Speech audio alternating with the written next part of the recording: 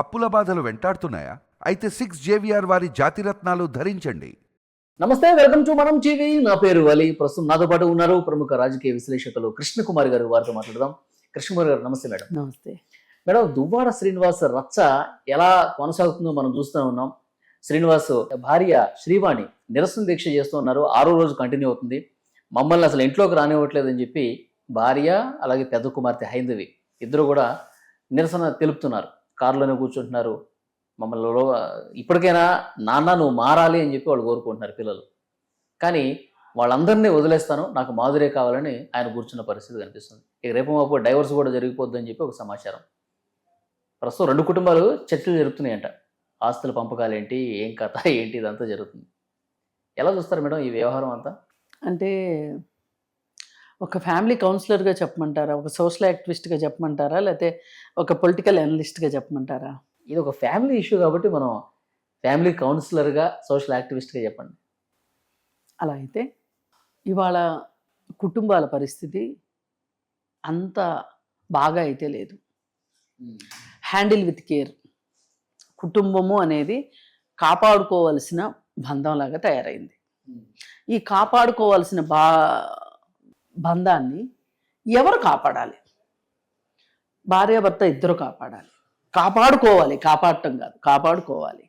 అలాగే అటువైపు పేరెంట్స్, ఇటువైపు పేరెంట్స్, పిల్లలుంటే పిల్లలు అందరూ కలిసికట్టుగా చేయాల్సిన పని తప్పితే ఇది ఏ ఒక్కరి వల్ల అయ్యేది కాదు. దురదృష్టవశాత్తు దువ్వాడ శ్రీను అనే రౌడీ సీను డే1 నుంచి అతను అలాగే ఉన్నాడు. చాలా యాంబిషియస్ పర్సనాలిటీ దువ్వాడ శ్రీనిది. ఈ యాంబిషియస్ పర్సనాలిటీస్ ఉన్నవాళ్ళు చట్టాన్ని గౌరవించాలి అని అనుకోరు. Over ambition. అంటే యాంబిషన్ ప్రతి వాళ్ళకు ఉంటుంది. ఎలా ఉండాలి ఆ యాంబిషన్ అనేది అంటే మన తెలివితేటలకు తగ్గట్లుగా ఉండాలి, మన పరిస్థితులకు తగ్గట్లుగా ఉండాలి, చట్టబద్ధంగా ఉండాలి, న్యాయబద్ధంగా ఉండాలి. ఇలా ఉన్నప్పుడు నీ యాంబిషను నిన్ను బాగా పైకి హిమాలయాలంత ఎత్తుకు తీసుకెళ్ళలేకపోవచ్చు, కానీ నిన్ను నీ చుట్టూ ఉన్న వాళ్ళకంటే ఒకంత మంచిగా అయితే మట్టుకు నువ్వు ఉండే పరిస్థితి ఉంటుంది.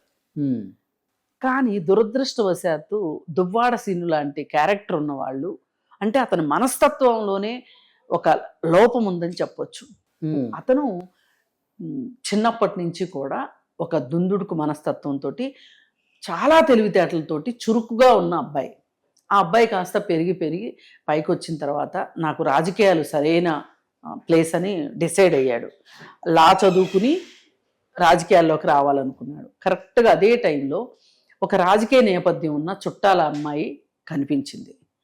సరే మాట కలిసింది, ఇష్టపడ్డారు ఇద్దరు. ఇంట్లో వాళ్ళు ఒప్పుకోరు. వాణిని ఇన్వైట్ చేసినట్టు కదా, భార్యని ఇన్వైట్ చేసినట్టు రాజకీయాల్లోకి మాధురిని. అసలు నేను చెప్తుంది వాణి గురించి. స్టార్టింగ్ వాళ్ళిద్దరు కూడా ప్రేమించి ఇంట్లోంచి వెళ్ళిపోయి పెళ్లి చేసుకున్నారు. ఆ అమ్మాయి తల్లిదండ్రులకి ఇష్టం లేదు, వాణి తల్లిదండ్రులకి. కానీ సరే ఎలాగో పెళ్లి చేసుకున్నారు కదా, ఇంకెందుకు మాట్లాడటం అని. వాళ్ళు ఎందుకు వద్దన్నారు? చుట్టాలైనప్పటికీ వీళ్ళకి ఆస్తులు లేవు కాబట్టి, కుటుంబ నేపథ్యం సరిగా లేదు కాబట్టి దువ్వాడసింది. అలా అతను అత్తగారు మామగారి ఆస్తులతోటి, భార్య తరఫు నుంచి వచ్చిన ఆస్తులతోటి అతను ఎదుగుతూ రాజకీయాల్లో ఖర్చు పెట్టుకుంటూ, రాజకీయాల్లో ఇప్పటికీ 3 ప్రత్యక్ష ఎన్నికల్లో పాల్గొని 3 సార్లు పరాజయం పొంది చివరికి 3 పార్టీలు మారి, మొదట కాంగ్రెస్, తర్వాత ప్రజారాజ్యం, ఆ తర్వాత వైఎస్ఆర్ పార్టీ చేరి వైఎస్ఆర్ పార్టీలో కూడా మొన్న కూడా ఎంపీగా ఓడిపోతే అంతకంటే ముందు ఎమ్మెల్సీ ఇచ్చారు జగన్మోహన్ రెడ్డి. అయితే ఈ మొత్తంలో చూసుకుంటే అతను ఒకవేళ ఓడిపోయినా కానీ అతనుకి ఏదైతే లక్ష్యం ఉందో రాజకీయాల్లో పైకి వెళ్ళాలి అనే లక్ష్యాన్ని మట్టుకు అతను వదులుకోలే. మొండిగా మూర్ఖంగా వెళ్తూ వచ్చాడు. అలాగే తనకున్న రౌడీ మనస్తత్వంతో, తనకున్న అవకాశాలు, అంటే ఏ రోజు రాజకీయాల్లో గెలవకపోయినప్పటికీ కూడా వ్యాపారాలు చేస్తూ డబ్బులు బాగా సంపాదించి ఇక చివరికి వైసీపీ పార్టీలోకి వచ్చిన తర్వాత వైసీపీ పార్టీలో ఇలాంటి వాళ్ళే కావాలి ఆ పార్టీకి. ఇప్పుడు ఎవరినంటే వాళ్ళని, ఏదంటే అది మాట్లాడగలిగిన వాళ్ళు, సొంత ప్రయోజనాలే అత్యుత్తమమని నమ్మేవాళ్ళు, మరి జగన్మోహన్ రెడ్డి అదే కదా, కక్ష కోసము ద్వేషంతోనూ ఇగోతోనూ పెట్టిన పార్టీ అది, వైఎస్ఆర్ పార్టీ పునాది అది. అలాంటి వాళ్ళే అందరూ వచ్చి చేరారు. ఆ రోజు కాంగ్రెస్ పార్టీకి గడ్డు కాలం, కాంగ్రెస్ పార్టీ వాళ్ళందరూ వచ్చి చేరారు. తెలుగుదేశం పార్టీలో లోకలోకలు ఉన్న వాళ్ళందరూ వచ్చి జాయిన్ అయ్యారు. సరే, వైఎస్ఆర్ పార్టీ అట్లా నడుస్తూ ఉంది. ఇక వీళ్ళకి నిత్యం వీళ్ళకి పని ఏంటంటే వీళ్ళకి నోటికి పని చెప్పటమే ప్రత్యర్థుల మీద.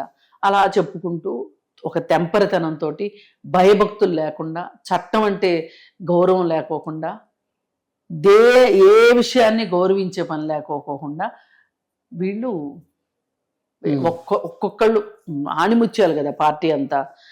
కొడాలి నాని కావచ్చు, వల్లభనేని వంశీ కావచ్చు, అవంతి శ్రీనివాస్ కావచ్చు, గోరంట్ల మాధవ్ కావచ్చు, అనిల్ కుమార్ యాదవ్ కావచ్చు, అంబటి రాంబాబు కావచ్చు, జోగి రమేష్ కావచ్చు, అందరూ అన్ని ఆణిముత్యాలు. నోరు తెరిస్తే పరమభూతులు.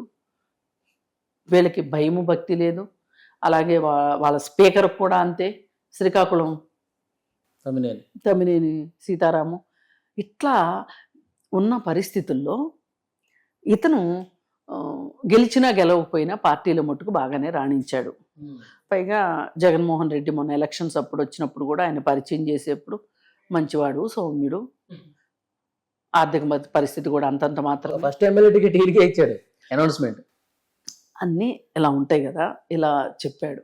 అయితే అంతకంటే ముందు రాజకీయ నేపథ్యం ఉన్న కుటుంబం కదా వాణిది. అయితే ఆమెకేమనిపించిందంటే అసలు నేనెందుకు ప్రత్యక్ష రాజకీయాల్లోకి రాకూడదు అనిపించి ఆవిడ పోటీ చేయాలని, రాజకీయాల్లో రాణించాలి అనుకుంది. అలా అనుకోవటానికి కూడా ఒక కారణం ఏంటి అంటే వీళ్ళు పార్టీని ఆ ఏరియాలో భార్యాభర్త ఇద్దరు కలిసే బాగా రాజకీయాల్లో తిరిగారు. మాధురి అన్నావిడ ఏవో స్వచ్ఛంద కార్యక్రమాలు చేస్తా కొంచెం ప్రజల మధ్యన తిరుగుతూ ఉంది, తలుక్కుని మెరుస్తుంది అని చెప్పి వీళ్ళకి తెలిసి ఇద్దరు భార్యాభర్త ఇద్దరు కలిసి ఆవిడతోటి మాట్లాడి మీరు మా పార్టీలోకి రండి అని చెప్పి ఆవిడ అప్పటి వరకు నిర్వహించిన సాంఘిక సంక్షేమ కార్యక్రమాలకి వీళ్ళు సన్మానం చేసి ఆవిడ్ని పార్టీలోకి ఆహ్వానించి జగనన్న దృష్టికి తీసుకెళ్తే జగనన్న వైఎస్ఆర్ పార్టీ మహిళా అధ్యక్ష పదవి ఆవిడకి ఇచ్చారు.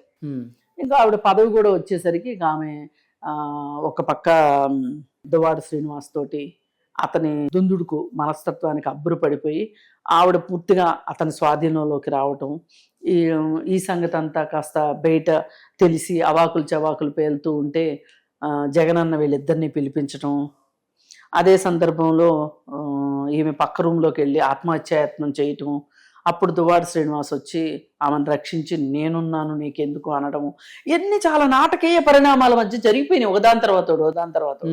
ఇంకా అలా వచ్చిన తర్వాత ఆవిడ పార్టీ ఆఫీస్ లాంటి ఇంట్లో ఇక ఆవిడ అక్కడే ఉండటం, అక్కడే ఐపాక్ టీంని నిర్వహించటం, 30 మంది ఎంప్లాయీస్ పార్టీ వాళ్ళు. సరే, ఇలా వీళ్ళిద్దరూ బాగా దగ్గర అయిపోయిన సంగతి లోకం కోడేకి వస్తుంటే వానికి కోపం వచ్చేసింది. అసలు ఆమె మొదలుకెళ్ళిపోయింది. అసలు దువ్వాడ శ్రీనికి రాజకీయ జీవితం ఇచ్చింది మా నాన్న. అలాంటిది ఏదైనా ఉంటే ఆయన పక్కన రాజకీయాల్లో నేను ఉండాలి కానీ మాధురి ఉండటం ఏంటి అనే ఒక బాధ ఆవిడకి వచ్చి ఇంట్లో గొడవలు. ఇంకా దెబ్బతో ఆయన ఇంట్లో నుంచి వచ్చేసేసి ఇప్పుడు ఈ చెప్తున్న సదర్ పార్టీ ఆఫీస్ లాంటి ఇంట్లో ఉండటం మొదలెట్టాడు. ఈవిడ అక్కడే ఉంటుంది, ఈయన ఇక్కడే ఉంటున్నాడు. ఈ మధ్యలో ఈవిడెళ్ళి జగన్మోహన్ రెడ్డితో చెప్పుకుంటే, బాధలన్నీ చెప్పుకుంటే ఆవిడని పార్టీ ఇన్ఛార్జిగా చేశారు. ఆవిడని ఎవరు, శ్రీవాణిని. అయితే మళ్ళీ దువ్వాడ శ్రీను తన మంత్రాంగం యంత్రాంగం నడిపించి ఆవిడని మళ్ళీ అది క్యాన్సిల్ చేయించాడు. మళ్ళీ ఈయన పోటీ చేశాడు, ఓడిపోయాడు. ఏది ఏమైనా ఇవాళ ఈ విధంగా ఉద్రేకపూరితంగా ఈ వాతావరణం ఇలా తయారవటానికి వైఎస్ఆర్ పార్టీ ఓడిపోవటం కూడా ఒక కారణం. అదే గెలిచింది అనుకోండి అన్నీ కొట్టుకుపోయాయి, దీంట్లో ఇంత రచ్చ జరిగేది కాదు. వీళ్ళకి ఓడిపోయామనే బాధ, ఉక్రోషము, అసహనము, పైగా ఇంట్లో చూస్తే పరిస్థితులు ఎలా ఉన్నాయి, ఇవన్నీ కలగలిసి వీళ్ళందరూ రోడ్డును పడ్డారు. మొత్తం పిల్లలు, తల్లి, శ్రీనివాసు, ఇటు మాధురి, అందరూ రోడ్డును పడ్డారు. ఇప్పుడు ఈ పిల్లలు ఏం చేశారంటే ఇతని ఫోన్లో ఏవో ట్రాకింగ్ పెట్టుకున్నారు. ఆయనకి ఏ మెసేజ్ వచ్చినా వెళ్ళిపోయేటట్లు. ఈయన మాధురితో చేసిన చాటింగ్ ఏదైతే ఉందో మొత్తం తెలిసిపోయింది. ఆమె ఈయనకి చేసిన ఈయన ఆమెకి చేసిన చాటింగ్ మొత్తం వచ్చేసేటట్లు టెక్నాలజీ ఉంది కదా, అందులో ఇప్పుడు పిల్లలు బాగా టెక్నాలజీ, చదువుకున్న ఇద్దరు డాక్టర్లు, వాళ్ళు డాక్టర్లు బాగా టెక్నాలజీని వాడుతున్నారు. చాలా మంది భార్యలు కూడా భర్తల మీద ఇలాగే టెక్నాలజీ వాడుతున్నారు. కొంతమంది భర్తలు కూడా భార్యల మీద టెక్నాలజీ వాడుతున్నారు. నాకు ఫ్యామిలీ కౌన్సిలింగ్ లో ఇవన్నీ ఎదురవుతా ఉంటాయి. అసలు మీరు ఎట్లా చెప్పగలుగుతున్నారు, మీకు ఎట్లా తెలుసు అని అంటే వాళ్ళు చెప్తారు ఎట్లా అని చెప్తే, మరి ఇప్పుడు అతను రైట్ టు ప్రైవసీ కింద అతను కేసు పెడితే నీకు ప్రాబ్లం అవుతుంది కదా అని ఒక భార్యని అడిగితే పెట్టడండి అంది. అట్లెట్లా చెప్తున్నావు అమ్మా అన్న. అంటే ఎంత స్పీడ్గా ఉన్నారో చూడండి యంగ్ జనరేషన్. ఇప్పుడు అతనికి వేరే వాళ్ళతో సంబంధం ఉంది అని ఆయనే చెప్పుకున్నట్టు అవుద్ది కదా పోలీసులకి, అందుకని ఆయన పెట్టడం. ఇట్లా ఉన్నాయి. వీళ్ళు కూడా అలానే ఏదో చేశారు మొత్తానికి టెక్నాలజీ ద్వారా దొంగని. కానీ మాధురి ఏం చెప్తున్నారు, ఆమె ఏమన్నా చెప్పనివ్వండి, ఆమె ఏమన్నా చెప్పనివ్వండి, ఆమె కూడా తెలిసి తెలియకుండా గైడెన్స్ లేకోకుండా మొదటి 4-3 ఇంటర్వ్యూల్లో ఆవిడ జీవితాన్ని ఆవిడే రోడ్డు మీద పెట్టుకుంది. వాణి ఎంత రోడ్డు మీద పెట్టిందో ఆవిడ కూడా ఆవిడ జీవితాన్ని రోడ్డు మీద పెట్టుకుంది. ప్రెస్ అడిగిన ప్రశ్నలకి ఏమో మీ బంధం రేపు ఏమవబోతుంది అంటే ఏమైనా అవ్వచ్చు అని చాలా మామూలుగా. అంటే సమాజం ఏమనుకుంటుంది అంటే ఇక్కడ గమనిస్తే మనకు అర్థమయ్యేది ఏంటంటే శ్రీనివాస్ లక్షణాల్లో సగం లక్షణాలు ఈవిడికి కూడా ఉన్నాయి మాధురికి. అందుకే వాళ్ళిద్దరికీ సింక్ అయింది, సింక్ అయింది. ఎందుకంటే ఇవాళ ఆ రీల్స్ చేయడం కావచ్చు, డాన్స్ టీచర్ అంటారు కావచ్చండి. రాజకీయాల్లో ఉండేవాళ్ళు కొన్ని పరిధులు పరిమితులు ఉంటాయి. ఆమె వాటన్నిటినీ దాటేసి ఆమె ఇష్టారాజ్యంగా ఆవిడ బిహేవ్ చేసింది. శ్రీనివాసు ఇక మొదటి నుంచి అంతేననుకోండి. ఏది ఏమైనా వీళ్ళకి వ్యక్తిగత క్రమశిక్షణ లేదు అనేది అర్థమవుతుంది ఇక్కడ. మనం ఒక రాజకీయాల్లో ఉన్నాము అంటే రాజకీయాలులో మనం ఒకరికి అంటే ప్రజలకి మనం ఆదర్శంగా ఉండాలి. మాధురి భర్త మాట్లాడింది విన్నారా మేడం మీరు? విన్నాను. ఆయన చాలా పాజిటివ్ గా రియాక్ట్ అవుతున్నారు. అవును, ఆయన పాజిటివ్ గా రియాక్ట్ అవడానికి ముందు ఇంకొకటి జరిగింది. సరే ఈ గలాట అంతా జరుగుతుంది, ఆ పిల్లలు వచ్చారు, తండ్రితో మాట్లాడాలనుకున్నారు, అది కూడా చాలా నాటకీయ పరిణామాల మధ్య అంతా గందరగోళం జరిగింది. అదంతా నడుస్తూ ఉంది. నడుస్తున్న టైంలో ఈవిడ క్యారెక్టర్ గురించి, మాధురి క్యారెక్టర్ గురించి శ్రీవాణి కావచ్చు, శ్రీవాణి పిల్లలు కావచ్చు, కొంచెం నిబంధనల్ని అతిక్రమించి పరిమితులు దాటి మాట్లాడారు. DNA టెస్ట్ అవి అవసరం లేదు కదా, అవసరం లేదు. ఆమె క్యారెక్టర్ గురించి 10 మందితో పోయి ఆవిడని క్యారెక్టర్లెస్ లేడీ అని, పిల్లలు కూడా అలాగే మాట్లాడారు, తల్లి అలాగే మాట్లాడింది. దాంతో ఈమె మనస్తాపం చెంది నేను చచ్చిపోబోతున్నాను, చచ్చిపోవాలనే అని ఎప్పుడు చెప్పింది. ఈమె యాక్సిడెంట్ అయితే ఈమె యాక్సిడెంట్ చేసింది, అయిపోయిన తర్వాత ఈమె చెప్పేది ఏంటంటే నేను కావాలని యాక్సిడెంట్ చేశానని చెప్తుంది. అంటే నేను చచ్చిపోవాలని డిసైడ్ అయ్యాను, నా చావుకి దువ్వాడ శ్రీవాణే కారణము అని చెప్తుంది. కావాలని చేసేదాన్ని యాక్సిడెంట్ అనరు, హత్యా ప్రయత్నం అంటారు. ఇప్పుడు ఆ ముందు వెహికల్లో గనక ఎవరన్నా ప్రాణాపాయ స్థితిలో ఉంటే ఈవిడ పైన హత్యా నేరం వచ్చి ఉండేది. సరే ఇదంతా అయిపోయింది. హాస్పిటల్ నుంచి కోలుకోగానే ఆవిడ ఇంటర్వ్యూల మీద ఇంటర్వ్యూలు ఇస్తూ, ఆ ఇంటర్వ్యూల్లో కూడా విరహగీతాలు పాడుతూ ఉంది అంటే, ప్రేమ సందేశాలు పంపిస్తుంది అంటే, ఒకంత అంటే మనం ఒక నిర్ణయానికి రాలేని పరిస్థితిని కల్పిస్తుంది ఆవిడ. సరే ఇంత అయిపోయిన తర్వాత ఇప్పటి వరకు ఆవిడ ఏం చెప్పుకుంటా వచ్చింది, నాకు వీడ డివోర్స్ కాలేదు, శ్రీనివాస్ గారికి డివోర్స్ కాలేదు, కానీ మేము స్నేహితులం, మేము చాలా మంచి స్నేహితులమి. ఆయన ఫ్యామిలీని వదిలేసుకుని రావడానికి సిద్ధపడుతున్నాడు. ఇవేం చెప్తుంది, మా భర్త బయట ఉన్నారు, వస్తున్నారు, వచ్చిన తర్వాత ఆయన ఏమంటాడో చూద్దాం. అట్లా కాదు, మేమిద్దరం ఒకే ఇంట్లో ఉంటున్నాం, స్నేహితులమి, నాకు డివోర్స్ కాలేదు, ఆయనకి డివోర్స్ కాలేదు అనే మాట ఈవిడ నోట్లోంచి ఎందుకు వచ్చింది? అసలు డివోర్స్ లో మాట ఎందుకు వస్తుంది అంటే, డివోర్స్ అయిన తర్వాత ఏం చెయ్యాలనేది వీళ్ళు ఆల్రెడీ ప్లాన్ చేసుకుంటేనే ఆ మాట వస్తుంది. ఇప్పుడు హత్య చేయాలి అనుకుంటేనే కదా ప్రయత్నాలు చేసేది, ఇలా చేయరు కదండి. అలా మాట్లాడారు. మాట్లాడిన తర్వాత నాకు డివోర్స్ కాలేదు, పైగా ఈవిడ గురించి వస్తున్న వార్త ఏంటి అంటే భర్త ఎక్కడో వేరే దేశంలో ఉన్నారు, అమెరికాలో ఉన్నారు, 3 పిల్లలు, ఆ 3 పిల్లలు ఇండియాలో ఉన్నారు. సరే ఈవిడ మా ఇద్దరికి సరిపడట్లేదు కాబట్టి విడాకులు కావాలి అంటే అందరూ కలిసి కొంచెం సర్ది చెప్పారు. అయినప్పటికీ కుదుట పడకపోతే విడాకుల కోసం పావులు గదులుతున్నాయి అన్నట్లుగా మాట్లాడారు. ఇలాంటి పరిస్థితుల్లో అసలు చాలా ఆశ్చర్యంగా ఏదో మండు వేసవిలో వర్షం పడినట్లు భర్త వచ్చేసాడు. వచ్చేసి ఫోన్లో ఆయన ఏం చెప్తున్నాడంటే, ఎవరెన్ని మాట్లాడినా నేను నా భార్యని వదులుకోవటానికి సిద్ధంగా లేను, నేనేం రాముణ్ణి కాదు ఊర్లో వాళ్ళ మాటలేని భార్యని అనుమానించడానికి, నా భార్య మీద నాకు చాలా నమ్మకం ఉంది అని ఆయన చెప్తున్నాడు. పైగా రాజకీయంగా తను చాలా ఎదుగుతుంది, అది ఓర్చుకోలేని వాళ్ళే ఇలాంటి ప్రచారాలు చేస్తున్నారు అని. ఈవిడేమో ఇంకా సంవత్సరం నుంచి సరిగ్గా మాట్లాడలేవని చెప్తున్నారు. సరే ఈవిడేమో భర్త అలా మాట్లాడాడు, ఈవిడేమో ఇంటర్వ్యూ సాక్షిగా విరహ గీతాలు పాడుతుంది దువ్వాడ శ్రీనివాస్ కోసం. ఇవన్నీ చూస్తే ఏ భార్యకైనా సరే కడుపు మండకామాందు, కేసులు పెట్టకామానరు. కాకపోతే ఇలాంటి పరిస్థితి ఎవరికున్నా సరే మనం ఇద్దరు కూర్చుని మాట్లాడుకోవటానికి అవలా, ఒక 10 మంది కూర్చుని చర్చించుకుని ఒక నిర్ణయానికి రావడానికి కుదరలా. అప్పుడు మనం వెళ్ళవలసింది ఎవరి దగ్గరికి అంటే చట్టం దగ్గరికి. అంతేగాని ఇలా రోడ్డులను పట్టడం మట్టు కరెక్ట్ కాదు. ఇప్పుడు కొన్నిసార్లు నేను చూస్తూ ఉంటాను, వివాహేతర సంబంధాలు ఉన్నాయని చెప్పి నా భర్త పలానా ఆవిడింట్లో ఉన్నాడు అని చెప్పి ఈ భార్య అక్కడ ఉన్నది కరెక్ట్గా తెలుసుకుని అక్కడికి వెళ్ళి భర్తనేమనదు అంత తొందరగా, ఆ అమ్మాయి మీద పడుతుంది. ఆ అమ్మాయిని కొట్టడము తిట్టడము అవన్నీ చేస్తూ ఉంటారు. అవన్నీ అనాగరిక చర్యలు. అసలు మీ భర్తే సరైనోడైతే, మీ బంగారమే మంచిదైతే వాళ్ళని ఎవరినో అనాల్సిన అవసరం ఏంటి? ఆ అమ్మాయికి తెలుసో లేదో, నీ భర్తకైతే తెలుసు కదా పెళ్ళయిందని. ఇప్పుడు మాధురికైతే తెలుసు, కానీ కొన్ని కేసుల్లో పెళ్ళయి భార్యను ఒకవైపు హైదరాబాద్ లాంటి పెద్ద నగరాల్లో ఒకవైపు ఉంచి ఇంకొక వైపుకి వెళ్ళి నాకు పెళ్లి కాలేదు అని పెళ్లి చేసుకుంటే పట్టుకోవడం చాలా కష్టం. అప్పుడు మోసం చేసింది ఎవరవుతారు?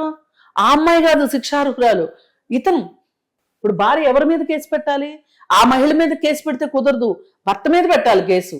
అవును, ఆమెకు తెలీదు. తెలిసి చేసుకునే వాళ్ళు కూడా కొంతమంది ఉంటారు, అది వేరే విషయం. కానీ ఇక్కడ ఏది ఏమైనా ఈ కేసు మొత్తంలో దువ్వాడ శ్రీనివాస్తే తప్పు మొదటిగా. అయితే ఈ వచ్చిన సమస్యని ఎలా పరిష్కరించుకోవాలో తెలియక కానీ ఉద్రేకాల నడుము కావచ్చు, లేకపోతే ఉద్వేగాల నడుము కావచ్చు, వీళ్ళు తీసుకున్న చర్యలు కరెక్ట్గా లేవు.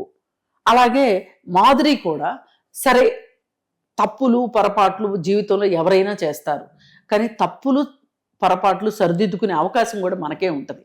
ఆ అవకాశం కూడా తీసుకోకుండా తను ఈ రోజుకి దువ్వాడ శ్రీను పేరే జపిస్తా ఉంది అంటే, మరి పైగా ఆమె భర్త ఏమో ఈమె కోసం కలవరిస్తుంటే ఈమెమో దువ్వాడ శ్రీనివాస్ కోసం కలవరిస్తుంది. ఇప్పుడు ఈ రామాయణంలో పెడకల వేటలాగా ఈ ఫ్యామిలీ స్టోరీలో రాజకీయం వచ్చి చేరటం, ఈ రాజకీయం చూసుకుని వీళ్ళు జీవితాలను నాశనం చేసుకోవటం. జీవితాల్లో బాగున్న తర్వాతే రాజకీయాలు.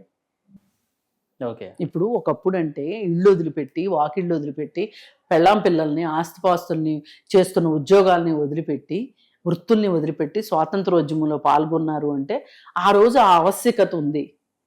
ఇవాళ మీరు కొంపలను నాశనం చేసుకొని పెళ్ళాలని పిల్లల్ని వదిలిపెట్టి రాజకీయాలు చేయమని ఎక్కడా లేదు. ఇవాళ అలాంటి పరిస్థితులు ఏమీ లేవు. పైగా ఈ పార్టీలో అధినాయకుడి కన్నా బుద్ధి ఉంది అంటే పిలిచి కూర్చోబెట్టి ఏం పని ఇది, పార్టీ పరుగు పోతుంది, ఏమనుకుంటున్నారు, అసలు రాజకీయ నాయకుల్ని ఎలా చూస్తారు ప్రజలు అని గడ్డి పెట్టాల్సినోడు గడ్డి పెట్టకోకుండా చూస్తా సోద్యం చూస్తా కూర్చున్నాడు, తోలుబొమ్మలాడు చూస్తున్నాడు. మన పార్టీలో అంతా మామూలు అనుకో, అంత మామూలే అన్నట్లు. ఎందుకంటే ఒకడు బట్టలు ఇప్పుకుని తిరిగితే ఇంకోటి గంట అరగంట అంటే ఇంకోడేమో ప్రభుత్వ ప్లేడర్ వచ్చేసేసి గవర్నమెంట్ ఎంప్లాయీని పెళ్లి చేసుకున్నానని చెప్పటం. అవును, ఇవన్నీ వీళ్ళందరికీ ఆది గురువు విజయసాయి రెడ్డి. పాపం జగన్మోహన్ రెడ్డి మాత్రం ఏం చేసి ఎంతమందిని తిడతాడు చెప్పండి. ఇప్పుడు క్లాస్లో ఒక పిల్లోడు అల్లరి చేస్తుంటే ఏ మాస్టర్ అయినా చెప్తాడు, అందరూ అల్లరి చేస్తే ఏం చెప్తాడు మాస్టర్ అయినా? జావండి, ఏదేదో జమ్మలకి బొమ్మ పార్టీ లాగా అయిపోయింది అని. అంటే ఒక వ్యక్తి సరిగా ఉండకపోవచ్చండి, ఒక కుటుంబం సరిగా ఉండాలి. అలాగే ఒక రాజకీయ నాయకుడు సరిగా ఉండకపోవచ్చు, రాజకీయ పార్టీ సరిగా ఉండాలి. ఇక్కడ అది లేదు ఇది లేదు, ఆ పార్టీలోనే ఆ డిసిప్లిన్ అనేది ఉండాలి. ఆ డిసిప్లిన్ లేదు. అందుకని చెప్పి ఏది ఏమైనప్పటికీ ఇప్పటికైనా జగన్మోహన్ రెడ్డి కల్పించుకుని పాత వాళ్ళందరి సంగతి వదిలేసేసి కనీసంలో కనీసం మంచివాడు సౌమ్యుడు అయిన దువ్వాడ శ్రీనివాసుని పిలిచి కూర్చోబెట్టి ఓకే, ఏదో ఒకటి ఒక పరిష్కారం అయితే చూపించాలి కదా వాళ్ళకి. ఇప్పుడు రేపు మాధురి భర్త వస్తాడు, వచ్చి నా భార్య నాకు కావాలి అంటే ఏంటి సంగతి? అక్కడ 3 పిల్లలు ఉన్నారు, అది మర్చిపోతే ఎట్లా? 3 ఆడపిల్లలే. ఇక్కడ ఈ పిల్లలు పెద్దాళ్ళు అయ్యారండి. దువ్వాడకి 2 డాక్టర్లు అమ్మాయిలు 2 పెద్దాళ్ళు అయిపోయారు. పిల్లలండి, మాధురికి 3 చిన్నపిల్లలు. అవును. పైగా ఆవిడ కుటుంబ నేపథ్యం గురించి చెప్తూ నా తండ్రి నా కుటుంబం ఎంత పెద్ద కుటుంబమో, మా మామగారు లీడింగ్ లాయరు, మా ఆయన మెరైన్ ఇంజనీరు, చాలా చెప్పుకుంటుంది ఆవిడ. ఎన్ని చెప్పుకోవటానికి బాగుంటాయి. నువ్వు చేసింది ఏంటి? అసలు ఇల్లు వాకిలి వదిలిపెట్టి నువ్వు వచ్చి పార్టీ ఆఫీస్లో ఉండటం ఏంటి? సమాజానికి మంచి సంకేతాలు ఇవ్వండి. మనసులు కలిసిన శుభవేళ మనకి గోల అన్నట్టుంది పరిస్థితి. అదే ఆ పాటలు పాడటమే నాకు మరీ ఇదిగా ఉంది. ఏ రకంగా చూసినా, మనం రాజకీయ పరంగా చూసినా, కుటుంబ పరంగా చూసినా కానీ వీళ్ళందరూ కూడా వీళ్ళకి పిల్లలు ఉన్నారు, అది మర్చిపోతున్నారు. పిల్లల తర్వాతే రాజకీయాలండి. ఇవాళ పిల్లల్ని వదిలిపెట్టి మరీ రాజకీయాలు చేయాల్సినంత పరిస్థితి రాజకీయాల్లో లేదు. పైగా మీరు వచ్చింది కూడా సేవ చేయడానికి ఏం రాలా, మీ ఆస్తులు పెంచుకోవడానికి వచ్చారు, మేము ఎమ్మెల్యే అనిపించుకోవడానికి వచ్చారు, మీరు ఎంపీ అనిపించుకోవడానికి వచ్చారు. మీరు చేస్తుందే అది మీ వ్యాపారాలు కాపాడుకోవటానికి. ఇప్పుడు జగన్మోహన్ రెడ్డి పార్టీ ఎందుకు పెట్టాడండి? అన్ని మళ్ళీ లింక్ ప్రజాసేవ కోసం కదా, ప్రజాసేవ కోసం కాదు. ఆయన కాంగ్రెస్ పార్టీ ఆయన్ని ముఖ్యమంత్రిని చేయలేదు కాబట్టి ఆ కక్ష కొద్దీ కాంగ్రెస్ పార్టీ మీద కక్ష తీర్చుకోవటం కోసం పార్టీ పెట్టాడు ఆయన. అలాగే వాళ్ళ నాన్న అధికారంతో సంపాదించిన ఆస్తులను కాపాడుకోవడానికి పార్టీ పెట్టాడు. అలాగే ఆయన మీద ఉన్న కేసుల నుంచి తప్పించుకోవటానికి ఒక షెల్టర్ కావాల్సి వచ్చి ఆయన పార్టీ పెట్టాడు. అలాగే ఆయన ఉద్దేశాలు అవి కాబట్టి ఇలాంటి ఉద్దేశాలు ఉన్నోళ్ళందరూ వచ్చి ఇందులో చేరారు. అందరూ ఆస్తులు కాపాడుకోవటానికే వచ్చింది. లేకపోతే జోగి రమేష్కి ఏం పోయే కాలవండి, అగ్రిగోల్డ్ ఆస్తులు కొనుక్కోవాల్సిన అవసరం ఏంటి? ఈయనేమో నేను కొనలేదంటాడు, వాళ్ళ అబ్బాయి ఏమో కొన్నామంటాడు. అంటే కనీసం ప్రాంప్టింగ్ అన్నా చేసుకుని చావచ్చుగా ఇంట్లో. రేపు పొద్దున కేసు వస్తుంది, మనం ఇట్లా మాట్లాడుకోవాలని చెప్పి. అంటే ఏది ఏమే వీళ్ళందరిది 30 years ప్లాన్. అందుకే తప్పులు చేసుకుంటూ వెళ్ళారు. మళ్ళీ కొట్టేవాడు ఉన్నాడు, అంతమందే అనుకుని చేశారు. జగన్మోహన్ రెడ్డి తప్పులు చేసినా, విజయసాయి రెడ్డి తప్పులు చేసినా, శాంతి తప్పులు చేసినా, మాధురి తప్పులు చేసినా, ఎవరు తప్పులు చేసినా వీళ్ళందరి ప్లాన్ ఏంటంటే 30 ఏళ్ళు మన అధికారం మనకు ఉంటుంది, మన ఎవ్వరు ఏమీ చేయలేరు. పైగా ఈవిడ దువ్వాడ శ్రీని రౌడీ సీన్ అండగా పెట్టుకొని మాధురి పెట్రోల్ బంకులో పెట్రోల్లో కిరసనాయిల్ పోసి అమ్ముతుంది. మరి రాజకీయాలను అడ్డం పెట్టుకుని చేయటం కరెక్టా? ఇప్పుడు శాంతిని గవర్నమెంట్ ప్లేడర్ను విజయసాయి రెడ్డి వీళ్ళిద్దరూ కలిసి దేవాదాయ ధర్మాదాయ భూములను ఆక్రమించడం కరెక్టా? మళ్ళీ దరిద్రం ఏంటి అంటే వీళ్ళు చేసే దరిద్రాలకి ఫ్యామిలీ స్టోరీలు ముందుకు వస్తున్నాయి, కుటుంబ కథ చిత్రాలు బయటకు వస్తున్నాయి. కాదు, ఇక్కడ కుటుంబ కథ చిత్రాలు కాదు, వాటిని పరిష్కారం చేసుకోవడానికి వేరే మార్గాలు ఉన్నాయి. కానీ అసలు పరిష్కారం చేయాల్సింది ఏంటి అంటే ప్రజల నోట్లో గడ్డలు కొడుతున్నారు వీళ్ళు. దేవాదాయ ధర్మాదాయ భూములు అంటే దేవుడు భూములని కాదు, అవి ప్రజల భూములు అవి. అలాగే ఈమె పెట్రోల్లో కిరోసిన్ పోసి అమ్మితే నష్టపోయేది ఎవరు? ప్రజలు. అందుకని ఇలా ఏ రకంగా చూసినా సరే వీళ్ళు రాజకీయ నాయకులైంది ప్రజల్ని పీడించడానికి. అంతే. వీళ్ళు కుటుంబాలని సరిదిద్దుకోలేక, ప్రజలకి సేవ చేయక వీరెందుకు రాజకీయాల్లోకి వచ్చారు? వీరెందుకు పెళ్లిళ్ళు చేసుకుని ఉన్నారు? అక్కడ న్యాయం చేయట్లే, ఇక్కడ న్యాయం చేయట్లా, మొత్తం నాశనం చేస్తున్నారు. మొత్తం నాశనం చేస్తున్నారు. చూద్దాం మేడం, దువ్వాడ ఎపిసోడ్కి ఎక్కడ ఎండ్ కార్డ్ పడుతుందో చూద్దాం. Thank you very much. Thank you.